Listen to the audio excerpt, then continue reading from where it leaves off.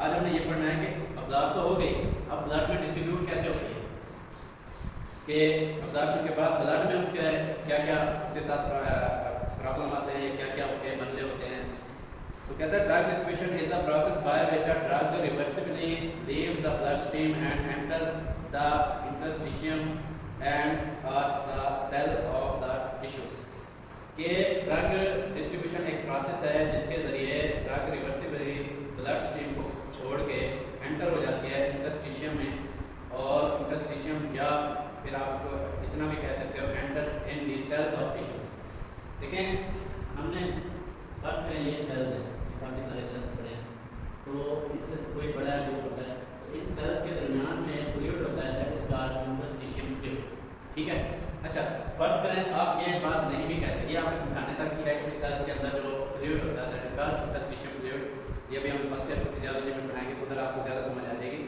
लेकिन अगर हम इसको नहीं भी लेते तो हम कहते हैं कि drug distribution is the process by which the drug leaves the blood stream, यानी ब्लड को छोड़ देती है, ब्लड स्ट्रीम से निकलकर इंटरस्टिशियम में हम नहीं कहते, हम कहते हैं leave the blood stream and enter into the cells of tissues, कि टिश्यू के सेल में एंटर हो जाती है।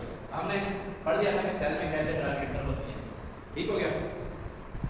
अब देखते हैं कि ब्लड फ्लो क्या चीज़ है। Blood flow, the rate of blood flow to the tissue capillaries varies widely as a result of the unequal distribution of cardiac output to the various organs।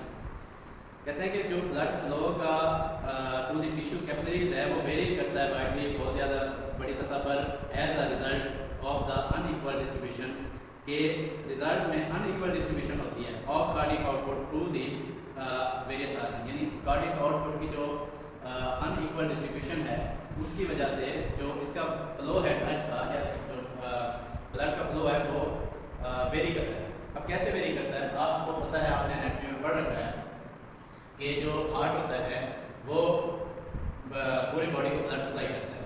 मिसाल के तौर पर ये हार्ट है, ठीक है, ये हार्ट हो गया, ठीक है। अब इसके अंदर ये इधर ऑक्सीजनेटेड हो गया, इधर डीऑक्सीजनेटेड ब्लड हो गया। अब यहाँ से एक वेना निकलती है आर्टरी, जिसको अयोर्टा कहा जाता है। अब ये अयोर्टा जो है ये ब्लड यहाँ लेकर जैसे आता है ऐसे ये ऊपर लेकर जाता है, जिस जो हमारे ब्रेन को सप्लाई भेजता है।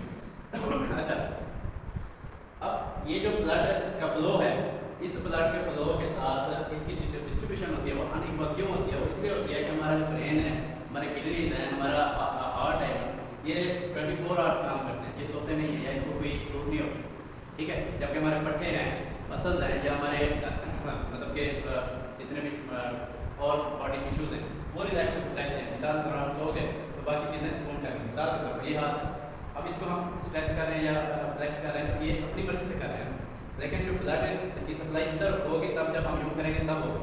लेकिन जो हार्ट को, ब्रेन को, किडनीज को, वो जो ब्लड सप्लाई है वो 24 आवर्स पूरी प्रॉपर उसके साथ चलती रहेगी, ठीक है। इसलिए एक तो ब्लड का फ्लो जो है वो अनइक्वल है। दूसरा आगे देखते हैं कार्डियक आउटपुट हुई कि कार्डियक यहाँ से जो आपका डीऑक्सीजनेटेड ब्लड आता है यहाँ इसमें राइट वेना के बाद में, वहाँ से यहाँ आता है, यहाँ से फिर इधर जाके फिर राइट आर्टिकल से निकल के आपकी पूरी बॉडी को जाता है, that is called cardiac output. Blood flow to the brain, liver and kidney is greater than that the skeletal muscle adipose tissue has a still lower rate of blood flow। हाँ जी, liver को मैं भूल गया, liver भी एक ऐसा organ है जो 24 आवर काम करता रहता है। तो जो ब्लड फ्लो है वो कहता है ब्रेन की तरफ, लिवर की तरफ, किडनी, और चौथी कौन सी चीज़ है, and kidney is greater then the skeletal muscle and adipose tissue। adipose tissue मैंने आपको बताया था कि जो हमारी ग्लूकागॉन शुगर जहाँ पे प्रेजेंट होती है, जहाँ स्टोर होती है, वो टिश्यूज होते हैं पेट पे और बटक्स पे। इसलिए आप देखेंगे कभी कोई बंदा मोटा होगा तो सबसे पहले उसका पेट बड़ा होगा, फिर बटक्स बड़े होंगे। या आप प्रेगनेंसी में देखें तभी ये चीज़ होती है, पहले पेट मतलब पेट तो प्रेगनेंसी वाला बड़ा होता है, उधर फैट नहीं होती, लेकिन एडिपोज टिश्यू साथ के साथ बढ़ रहे होते हैं। अच्छा, तो ये जो एडिपोज टिश्यू है वो आपके उधर जो ब्लड की सप्लाई है वो स्लोअर होती है। क्यों स्लोअर होती है? उनका काम कभी कभी होता है, मोस्टली वो रिलैक्स रहते हैं।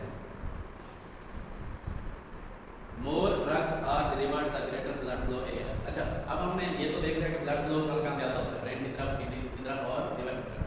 तो जो ड्रग का फ्लो है जो ड्रग की डिस्ट्रीब्यूशन है, जिधर फ्लो ज़्यादा होगा उधर ज़्यादा होगी। मिसाल के तौर पर हम देखते हैं कि जहाँ पानी तेज़ झरने के साथ तेज़ जा रहा है, वहाँ अगर हम कोई चीज़ फेंकते हैं तो वो शूं करके निकल जाती है। और अगर पानी का फ्लो स्लो है, मिसाल के तौर पर जैसे नाली में, खाल में, तो वो जो स्लो में हम एक कागज़ डाल देते हैं तो वो ऐसा ऐसा चलता है। तो इसलिए जहाँ ब्लड का फ्लो ज़्यादा होगा वहाँ ड्रग तेज़ी से जाएगी, जहाँ ब्लड का फ्लो स्लो होगा वहाँ ड्रग ऐसा ऐसा जाएगी। यहाँ तक समझ आ गई? Capillary permeability it varies widely in various issues. ये भी वही इशू है कि ये भी वेरी करती है अपना हर ऑर्गन या टिश्यू के मुताबिक। लेकिन पहले समझने की बात यह है कैपिलरी परमिएबिलिटी क्या होता है। बच्चों, ये जो हमने वेना केवा बनाया ये आगे जाके आयोटा बनाया, ये आगे जाके फिर आर्टरीज में डिस्ट्रीब्यूट हो जाता है। ठीक है, आर्टरीज जो है एक आर्टरी जो है वो जब एंड होता है उसका तो वो छोटी छोटी कैपिलरीज में डिस्ट्रीब्यूट हो जाती है। ठीक है, तो वो जो छोटी छोटी कैपिलरीज होती हैं उनका बड़ा काम होता है। परमिएबिलिटी कहते हैं, कभी पोने के साथ लस्सी को छानते हुए देखा है आपने? पोने के साथ, छन्नी के साथ नहीं, छन्नी के साथ जो होता है वो और होता है, उसके बड़े बड़े पोर्स होते हैं, जबकि जो पोना होता है उसमें पोर्स बड़े नहीं होते। ठीक है, आपने देखा बेटे? नहीं देखा? आपने देखा? आपने सर नहीं देखा? चल घर से पूछ लीजिएगा। ये जो हमने पढ़ा था सेल के अंदर, हमने कहा था सेल के अंदर जो है वो छोटे छोटे स्लिप्स होते हैं। आप यूँ कह लीजिए ऐसे स्लिप्स होते हैं सेल की वाल के अंदर। ये सेल ये वाला है, उसकी ऊपर वाल है, उसके अंदर छोटे छोटे स्लिप्स होते हैं। और जहाँ से लिपोफिलिक दवाई जो होती है वो तो वैसे भी निकल जाती है, लेकिन जो हाइड्रोफिलिक दवाई होती है वो इन स्लिप से एंटर हो सकती है। ये पढ़ा था बेटे? याद है कुछ? अच्छा, अब क्या होता है, हमने पढ़ा था कि जो नर्वस सिस्टम के कुछ सेल हैं वो ऐसे होते हैं, तो उनसे जो है जो हाइड्रोफिलिक मेडिसिन है वो क्रॉस कर लेती है, जो ड्रग्स हैं वो क्रॉस कर लेती है। लेकिन इधर जो है इन केसेस में कैपिलरीज जो है वो जो नर्वस सिस्टम की हैं वो बंद है। ठीक है, वो बंद है, उधर सिर्फ लिपोफिलिक मेडिसिन जो है वो ड्रग जो है वो जा सकती है, पर ये कंडीडेट कर सकते हैं। जबकि बाकी लीवर के जो कुछ इसकी कैपिलरीज हैं लीवर की, वहाँ पर ये स्लिप्स बने हुए हैं, वहाँ पर हाइड्रोफिलिक मेडिसिन या ड्रग्स जा सकते हैं। ठीक हो गया? यहाँ तक बात क्लियर होगी। अब परमिएबिलिटी यही है कि लिपोफिलिक ड्रग है तो यहाँ से भी ऐसा अंदर सराहियत कर जाएगी। परमिएबिलिटी का जो मेन जो लफ्ज़ी मतलब है वो है सराहियत, आप देख भी सकते हैं। ठीक है, वो यहाँ से सराहियत कर जाएगी। अब वो कहते हैं ये वेरियस क्यों है, वेरियस टिश्यूज। अब देखें, पढ़ते हैं। In brain capillary endothelial cells are continuous and have no slits junction. Brain में कोई स्लिट नहीं है, कोई जंक्शन नहीं है, लिहाजा ब्रेन में जो एंडोथेलियल सेल्स हैं उसके वो क्या कहते हैं, वो मुस्तकिल किस्म का बनाए हुए होते हैं। जबकि so that only lipid soluble यानी unionised drug can cross, so lipophilic drugs इसमें क्रॉस कर सकते हैं। जबकि आगे चलें, इन लिवर एंड स्प्लीन, अच्छा स्प्लीन में भी ऐसी कैपिलरीज होती हैं जिनके स्लिप्स होते हैं। A large part of basement membrane is exposed by a large discontinuous capillary through which large plasma protein can pass. ठीक है बेटे? यानी लीवर और स्प्लीन में ऐसे स्लिप्स होते हैं जहाँ से आपकी हाइड्रोफिलिक मेडिसिन जो है वो क्रॉस कर सकती हैं, ह्यूमन प्लाज्मा प्रोटीन क्रॉस कर सकते हैं। ठीक है, यहाँ तक कोई बात समझना आई? सारी समझ आ गई? Binding of drug to plasma protein. Next heading है हमारे पास, ड्रग मॉलिक्यूल्स में bind to plasma protein usually albumin. Bound drugs are pharmacologically inactive. Only the free unbound drug can act on the target site in the tissues. Sorry, tissues। अच्छा, ये थोड़ी सी समझने वाली बात है। हमने पढ़ लिया ना कि ड्रग जो है लीवर तक जाके वहाँ पे तोड़ फोड़ का शिकार होती है, वहाँ फर्स्ट पास इफेक्ट भी एक्ट करता है, वहाँ पे उसका जो है मिसाल के तौर पर उसकी जो ड्रग की जो क्वांटिटी है या उसकी जो एफिकेसी है वो अगर 5 mg है तो वो फर्स्ट पास इफेक्ट के बाद 200 mg बन जाती है। ठीक है, अच्छा अब ये 200 mg या फर्स्ट करें हम ये 250 mg है, तो ये जो 250 mg है अब ये क्या करती है, अब जैसे ही इसमें ब्लड में आती है, ब्लड में आपको पता है प्लाज्मा प्लाज्मा प्रोटीन जो है वो उसको फिर बाइंड कर देती है अपने साथ।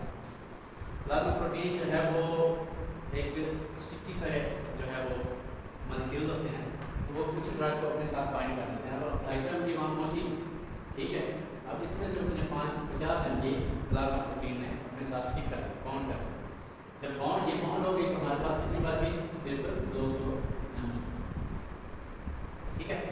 mg का मतलब मिलीग्राम। अब हमारे पास जो 200 मिलीग्राम बची है वो आपके जो भी आपका साइड ऑफ एक्शन है, जहाँ भी जाकर उसने एक्शन करना है और आपको वो फायदा देगा। अच्छा, अब इसका एक MCQ बन सकता है, वो आपसे पूछ सकता है कि 50 mg नहीं, उसका सवाल कर सकता है कि अगर आप ड्रग 250 mg देते हो तो वो आपके पास जो है आपके ब्लड में आपको कितनी ब्लड कर सकते हैं? 200 mg कर सकती है, 50 mg कर सकती है, 250 mg कर सकती है, या लिख सकता है और, ठीक है।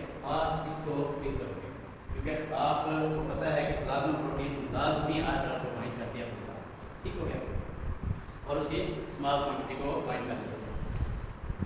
Bound drug are pharmacologically inactive. अच्छा, अब ये वाली जो ड्रग है ये इनएक्टिव हो जाती है। क्या हो जाती है? इनएक्टिव, ये काम नहीं करती, ये फारिग है, ये बाहर आपकी जो एलिमिनेशन है उसमें आपके यूरिन या जिस रास्ते से भी वो बाहर निकल जाएगी, मोस्टली यूरिन के जरिए बाहर आता है, ठीक है। ये कौन सी ड्रग है? बॉन्डेड या इनएक्टिव। जो ये वाली है ये एक्टिव ड्रग है। अब एक्टिव ड्रग पढ़ते हैं वो क्या करती है? कहता है बॉन्ड ड्रग स्टेज इन वेस्कुलर स्पेसेस, यानी जो हमने अभी पढ़ा है, जो हमने पढ़ा interstitial spaces, that is vascular spaces, and so not metabolised और एलिमिनेटेड। अच्छा, ना तो ये मेटाबोलाइज करती है ना ही एलिमिनेट होती है। ऊपर देखें मैं लाइन छोड़ गया हूँ लेकिन आपने भी बताना दोबारा नहीं किया। Only the free unbound drug can act on target site in the blood, sorry in the tissues. Blood में आएगी, आपके सर में दर्द है, आपके सर के टिश्यूज तक पहुँचेगी, वहाँ पे एक्ट करेगी। अब कितनी बची? 200 mg। तो 200 mg आपको जो दर्द है, सर दर्द को रिलीफ देगी, ठीक हो गया। अच्छा, हमारे यहाँ अक्सर एक देखा जाता है, अगर हम दवा देते हैं खाने के लिए, मिसाल तौर बच्चे को हम कहते हैं 1 चम्मच मिला, हम जब चम्मच में डालती हैं हमें तो वो चम्मच पूरा नहीं करती, कोना कर देती है। अब कोना चम्मच जब बच्चे को खिलाते हैं, कुछ बच्चे के मुंह से बाहर भी जाता है और कुछ अंदर बच्चे के मुंह में लगा रहता है, कुछ चम्मच के साथ लगा रहता है। वो तो दवाई पहुँचती है वो उसको असर नहीं करती, इफेक्ट नहीं करती, तो जो पेशेंट है वो परेशान हो जाता है कि बच्चे को फ़ायदा तो नहीं हो रहा, ठीक है। इसी तरह हम जो ड्रग्स खाते हैं, चाहे बड़े हैं ओरल खाते हैं, अभी तो हमारे पास कितनी पहुँची? 200 mg। तो ये वाला इशू भी होता है हमारे इधर हमारे सोसाइटी में। आगे है जी, अच्छा ये ड्रग बाइंडिंग का समझ आ गई ना, यानी प्लाज्मा प्रोटीन से कैसे बाइंड करेगी। अगर बाइंड कर जाएगी तो वो ना तो बाहर निकलेगी ना ही मेटाबोलाइज होगी, ठीक है। मेटाबोलाइज होना, तोड़ फोड़ होना, उसका आगे जाके काम करना। अच्छा, आगे है parent volume of distribution. A drug rarely associated exclusively with only one of the vital compartments of the body. Instead, the vast majority of drug distribute into several compartments, often widely binding cellular compartments. For example, lipids, protein, or nucleic acid. Therefore, the volume into which drug will distribute is called the parent volume of distribution. इसको समझने के लिए ना नीचे देखें VD लिखा हुआ है, यानी डोज एडमिनिस्ट्रेशन।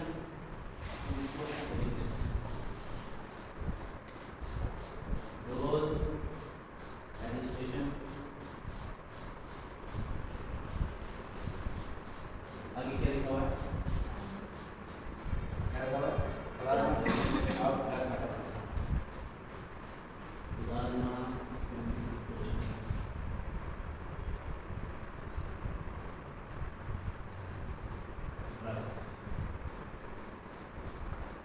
मिसाल के तौर पर हमने भी बात कर रहे थे 200 मिलीग्राम का ही, तो इसका जो क्या नाम है?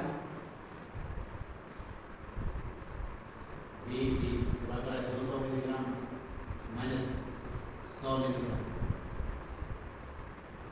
ठीक है। पहले इसको समझ लें कि ये होता क्या है। हम कहते हैं blood volume into which drug will distribute is called parent volume of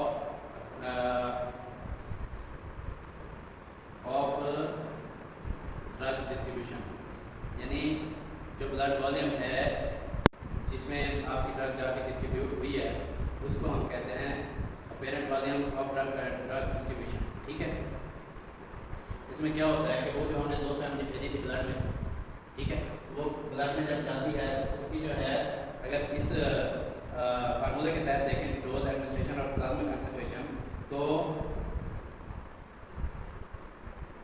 100 mg जो इसकी जो है तो इसको इससे काट दें तो ये 2 mg आपकी जो पेरेंट है पेरेंट वॉल्यूम ऑफ डिस्ट्रीब्यूशन को कितना बचता है 2 mg।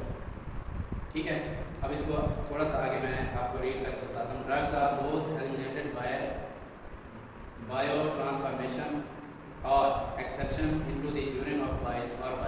The process of metabolism transforms lipophilic drugs into more polar readily excretable products. The liver is the major site of drug metabolism, but specific drug may undergo biotransformation in other tissues such as the kidney and intestine।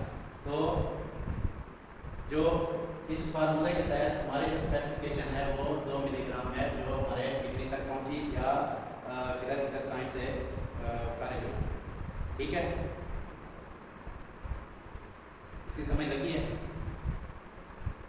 क्या समझ लगी कि इसकी जो blood volume into which drugs distribute is called parent volume of drug distribution या of distribution, यानी जो distribution का पेरेंट वॉल्यूम है वो हमारे पास है 2 मिलीग्राम। ये थोड़ा सा मुश्किल अल्फाज में लिखा हुआ है, उसको याद करने की जरूरत नहीं है, और ये सादा सा आप लिख रहे हैं the blood volume into which